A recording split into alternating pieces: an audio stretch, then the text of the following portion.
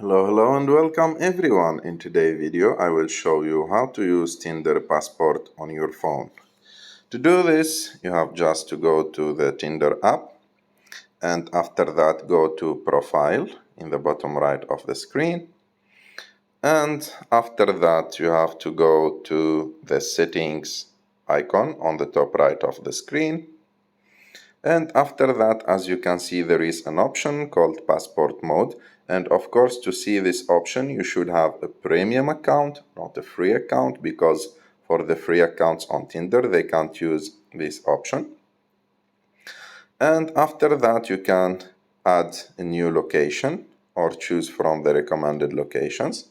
Take any, I don't know, take any location and click on like the name of it, and it will be added directly to your profile and it will be set as your default location.